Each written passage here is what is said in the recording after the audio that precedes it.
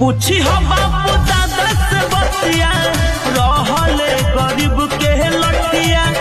सेवा धर्म रहे उनकर दिन होके चाहे रतिया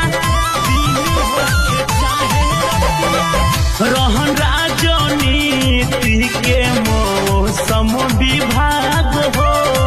साफ सुथरा छवि रहे नहीं कौनो दाग हो शेर जसु बोला तार बचनिया पटे रामबी लाश जी के